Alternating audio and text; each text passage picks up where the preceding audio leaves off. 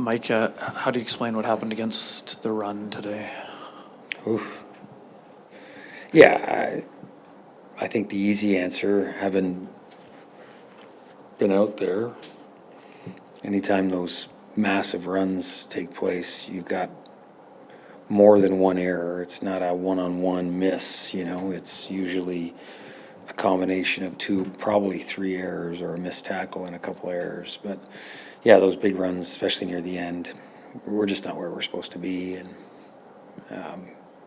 combination, I imagine, of guys being tired near the end and also trying too hard, which is a bad combination. They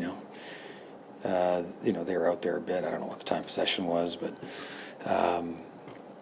yeah, I'd imagine that's it. As soon as you get tired, you stop communicating, stop thinking, and start missing and start, squeezing stick too hard, trying to make the stop instead of just make the play. You guys did a really good job against Salter for a good chunk of the game. Did you see something different from him in the fourth quarter? No, I don't think so. I don't think there was anything that would have caught us off guard. Once again, I think,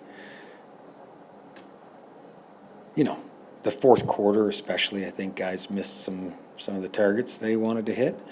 And once again, when you get tired and you start squeezing a little bit,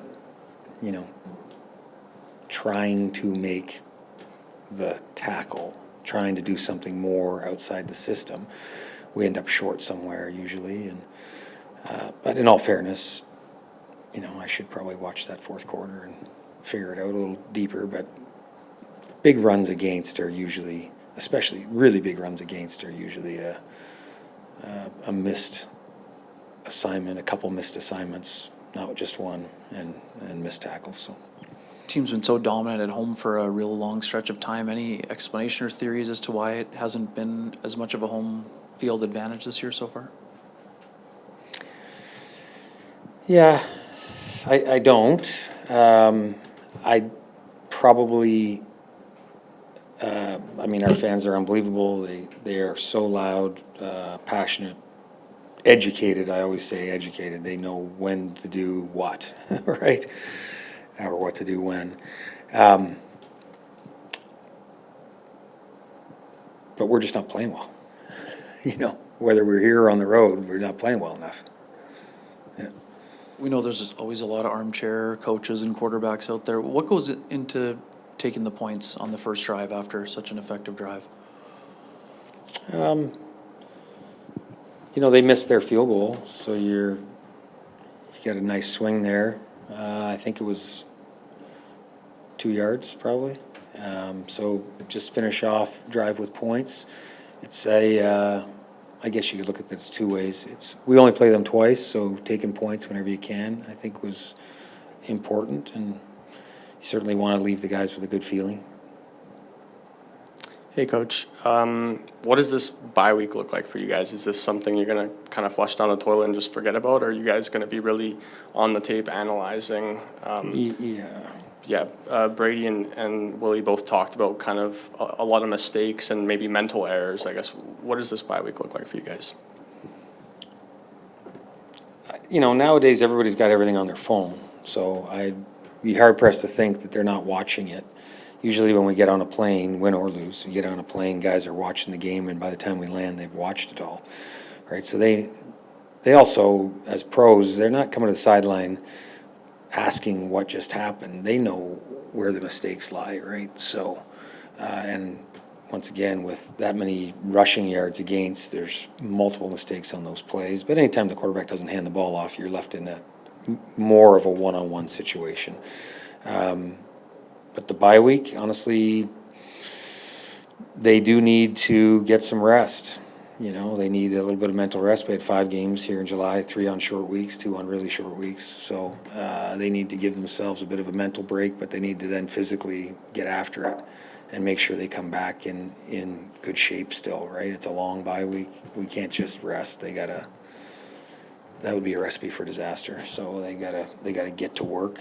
Braden has put together a good plan for them for the break, and we'll see. I'm sure they'll execute it. Nobody likes this feeling, so they want to come back better, and that is that would be their job, you know, is to get mental rest, but physically try and ramp it up.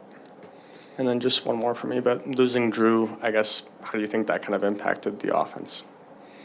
Yeah, I mean, you get a guy who, you know, ran most of the reps in practice, and you put Taylor in, and he really just doesn't have enough reps in practice to execute as well as he wants to. I mean, he's beating himself up right now, but you want to see the young guy do better when he goes in for him, you know, to feel good about his effort, and he feels, I'm sure, that obviously he wanted to do better, but he really just doesn't get enough reps, you know, through a short practice week. We really only had 2 days, and we cut down the 1 day just to try and get them fresh, but that didn't work either. Salter's first start of his CFL career, what did you see from the young quarterback, and how did he make life difficult for you guys? Yeah, he certainly, one of the main jobs he would have been asked to do was take care of the football, and he did that. There was a couple close ones that we didn't capitalize on, but for the most part, he was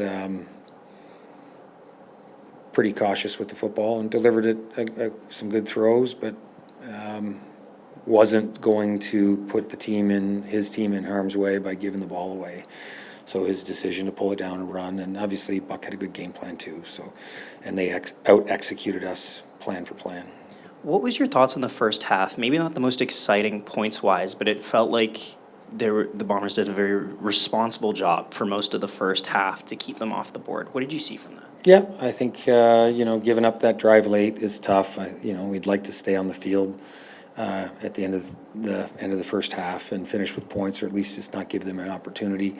And they made good with an opportunity when we turned the ball back over to them, punted the ball to them. So you'd like to, you know, be better at the end of the first half in all three phases. You know, we stay on the field on offense. I don't know that we punted the ball very well there, and then stopped them on defense. Don't give them a touchdown drive right at the end of the half. Right, that's not a good recipe right there. But I do think we were in control, and you know, one of the things that the last couple games have shown is we've turned the ball over, and we were certainly not going to do that. Right, and that was part of what we thought would be a good plan.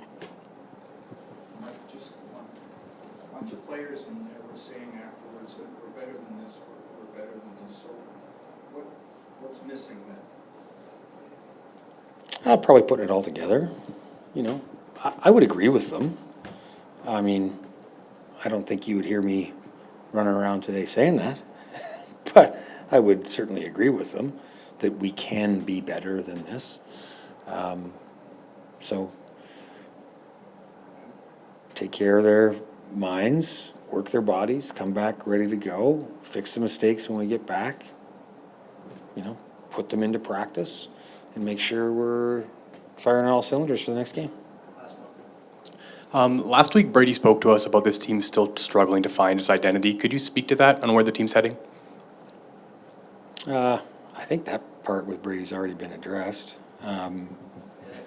Yeah.